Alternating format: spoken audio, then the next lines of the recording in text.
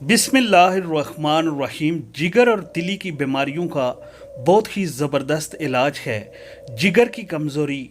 इस बीमारी में आम कमज़ोरी और दुबलापन होता है। चेहरे का रंग खून की कमी की वजह से फीका पड़ जाता है। भूख में कमी होती है। मरीज़ सीधी जानब पसलियों के नीचे जिगर की जगह पर दर्द महसूस करता है। कभी कभी पतले दस्त भी आते हैं।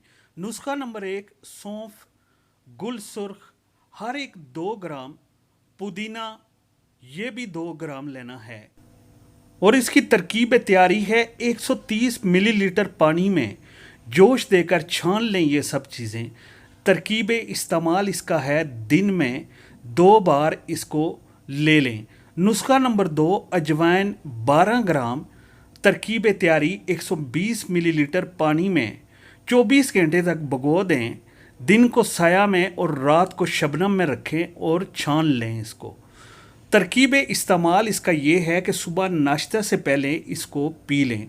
नुस्खा नंबर 3, सूंठ 20 ग्राम, बालछड़ 20 ग्राम, दारचीनी 20 ग्राम, शक्कर 20 ग्राम।